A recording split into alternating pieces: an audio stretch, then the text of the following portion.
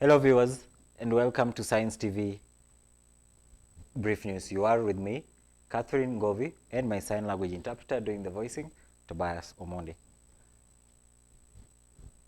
On our first item, KCP Group, in partnership with Science Media Assistor Lab, kicked off day one of its disability mainstreaming program, Training Today, focusing on building a more inclusive and accessible banking environment.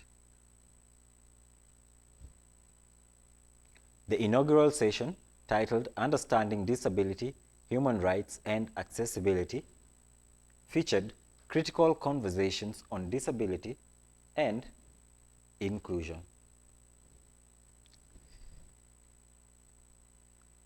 The initiative underscores the belief shared by both KCB Group and Assistol that true banking excellence starts with accessibility for all.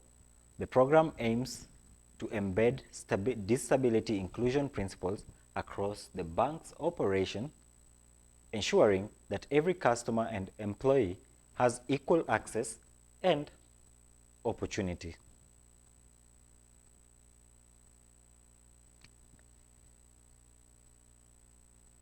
Moving on,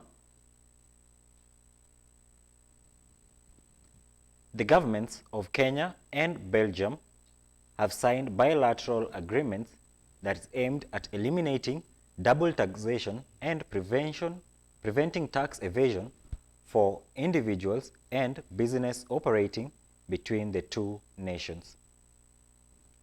The agreement was officially signed on Tuesday, the 30th of September, at the National Treasury offices in Nairobi. This marks a significant stride in strengthening the economic and investment ties between Kenya and Belgium. Moving on,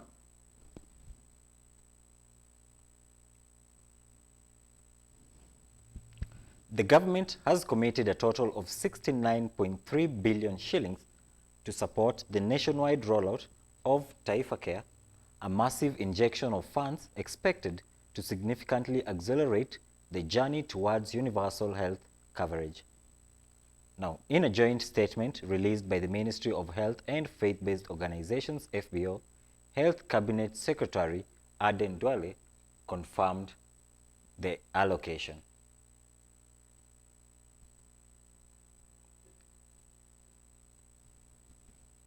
Moving on, the government has unveiled ambitious plans to plant at least 100 million trees on October 10th, marking the newly dedicated public holiday, Mazingira Day, focused on environmental stewardship.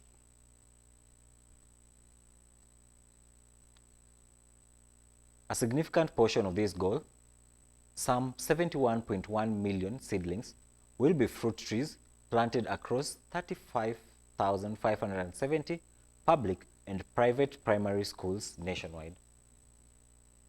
The initiative mandates that each participating school is expected to grow a minimum of 2,000 trees.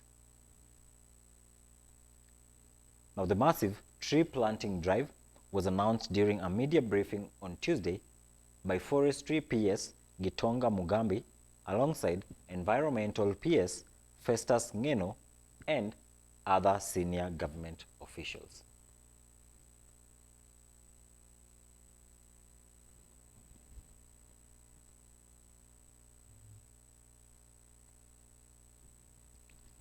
Moving on, the lecturers' strike has entered its third week with no end in sight, as university staff unions firmly state that they will not resume work until their demands regarding the collective bargaining agreements that CBAs are all met. Now, in a joint press briefing held in Nairobi on Wednesday, University Academic Staff UWASU National Chairperson Grace Nyongesa confirmed that there are currently no negotiations underway with either university management or the government to try and resolve the protracted dispute. And finally,